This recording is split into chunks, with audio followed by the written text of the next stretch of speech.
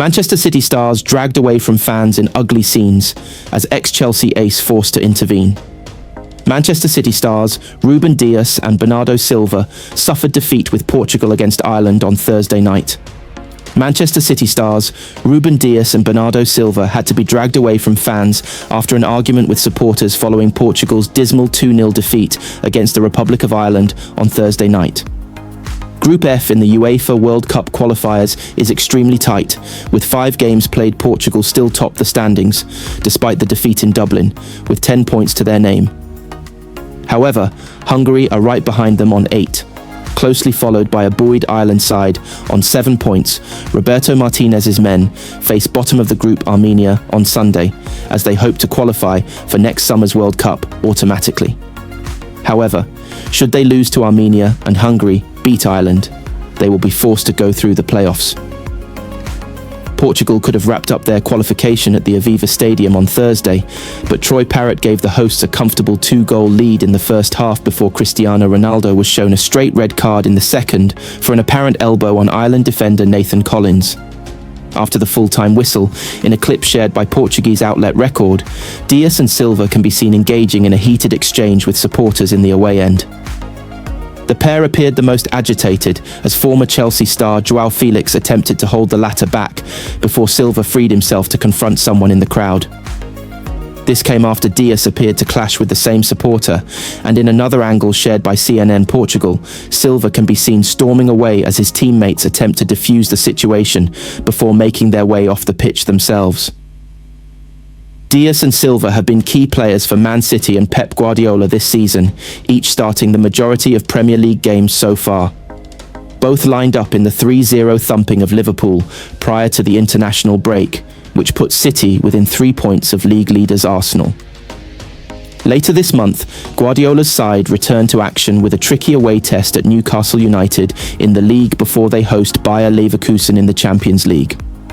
A few days later, City are currently 4th in the league phase standings of the European competition with 10 points, having won 3 and drawn 1 of their 4 games so far. Manchester City player ratings of the season so far, with 3 9 out of 10s and 1 4 out of 10. Manchester City are enjoying an excellent start to the season, and after 17 games in all competitions, the ratings for the players so far reflect that.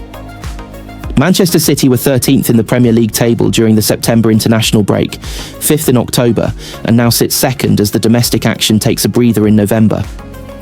Their rise has been a story of steady improvement over 17 games in all competitions. 3 of those have ended in defeat, but only 1 has come in the previous 14 games.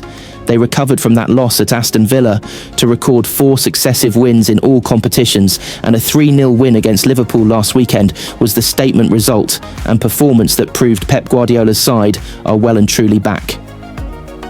With the action coming thick and fast when the Premier League resumes, this is how the players have rated so far this season. Gianluigi Donnarumma. First hint of a mistake came against Bournemouth when his failure to deal with a corner led to a goal, but he felt he was fouled as the ball came into the box. Wasn't the most convincing moment, but other than that, has been outstanding, and his presence and command of his area is proving vital in a season where set pieces are playing such a big part. James Trafford. Good performance at Swansea is all he can do. Hasn't been involved in a Premier League game since August 31st, and difficult to see when that changes. Doing his job when called upon, however, which is what City need. 7. Rico Lewis.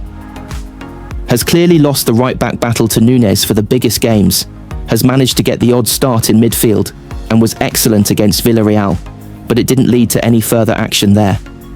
Matheus Núñez. When Lewis started the first 2 Premier League games, it didn't bode well for Núñez, but his response has been outstanding. A threat in the final third, but his defensive work has come on leaps and bounds. 8. Abdulkadir Kusanov. Looked like being Núñez's biggest challenger at right-back after a run of starts in September, but injury checked his momentum, and he was poor against Swansea. 6. John Stones. Is managing to stay fit, which after the last couple of seasons is half the battle. Playing very well when he does play, and making a case for getting a new contract, but finding it difficult to disrupt the Dias-Gvardiol axis. Ruben Dias has got better and better, since the arrival of Donnarumma, and looks to relish playing in front of another big character. Looks like he's back to the domineering defender City had come to expect. Josko Gvardiol has had the odd wobble this season, but established as that left-sided centre-back now for the biggest games, and his form has been steadier of late. Nathan Ake, given the chance to impress as captain in that Carabao Cup win at Swansea, but didn't show what was required. Looks a long way short of being involved in the biggest games. Nico O'Reilly, pocketing Salah, might well be the highlight of a season that has seen him in successive England squads. Used as a midfield sub in August, he is now the first choice left-back, has pace and power, as well as game intelligence, and his defending is improving all the time. Ryan Ait-Nouri. O'Reilly has taken advantage of Ait-Nouri's issues, sidelined by a hamstring problem at the end of August and taken longer than expected to get back fully fit. Performance at Swansea was a disappointment and looks consigned to the bench now.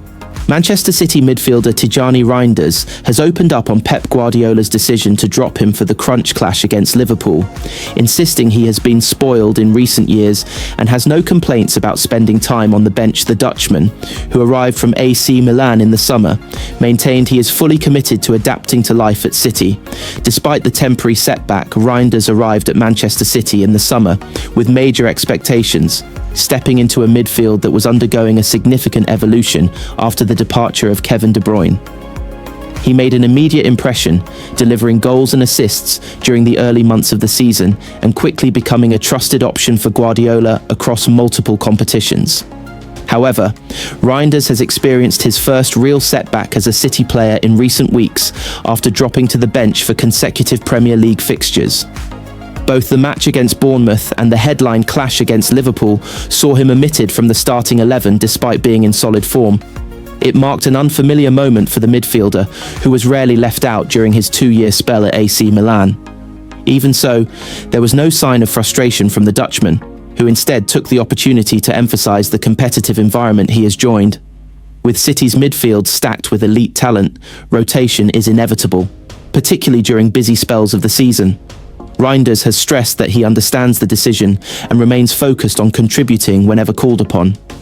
Reinders insisted there was no frustration on his part, stressing that he is enjoying life at Manchester City and fully understands the demands of playing under Pep Guardiola.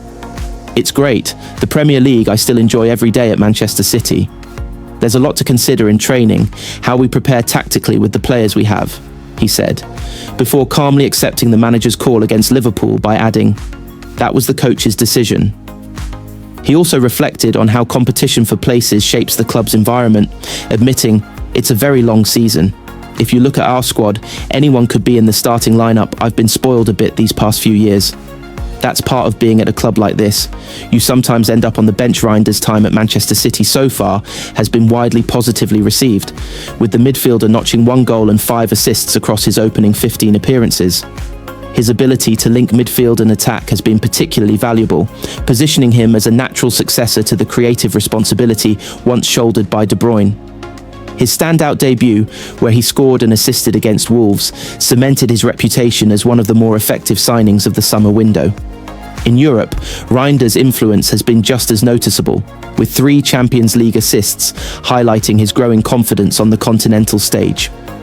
His versatility has also been a major asset for Guardiola, who has already used him as a number 8, a deeper-lying midfielder, and even as a temporary defensive shield in Rodri's absence. This tactical adaptability has allowed him to claim minutes even during stretches when others may have been preferred in the starting seats. Reinders will now focus on the international break with the Netherlands, where he is expected to play a crucial role in their push for World Cup qualification. Ronald Koeman values his tactical flexibility and technical quality, meaning he may feature prominently in both fixtures during this window. Once domestic football resumes, Reinders will target a return to Guardiola's starting 18 as City navigate another demanding series of matches across league and European competition. With multiple midfield combinations available to the manager, the Dutchman will need to show consistency to re-establish himself as a regular starter. But with his positive mindset and the trust he has already earned, he remains firmly in contention for significant minutes. Long-term, City view Reinders as a major part of their midfield rebuild and believe he will only become more influential as he adapts to Guardiola's system. His attitude toward competition and rotation suggests he is fully prepared for the challenges ahead, making it only a matter of time before he reclaims a starring role. Manchester City defender drops transfer hint for next summer over £13 million deal. Manchester City centre-back Manuel Akanji is spending this season on loan at Inter Milan, and he is ready to make that move permanent. Manuel Akanji has made it clear he wants to stay at Inter Milan beyond the end of his loan spell, regardless of whether the clauses are met to make the switch permanent. The 30-year-old joined the Serie A giants on loan at the end of the transfer window and has quickly settled into life in Milan, playing every minute of their last 9 league fixtures and featuring in all 4 Champions League games. Akanji was expected to struggle for minutes at Manchester City this season, and after the club's recruitment drive in 2025, they needed to offload players towards the end of the window. Several clubs were keen to sign Akanji, but the Switzerland international wanted the move to last season's beaten Champions League finalists, and it could become permanent, regardless of what happens in the summer.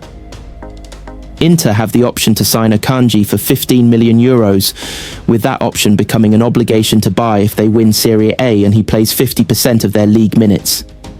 The centre-back is well on course to meet that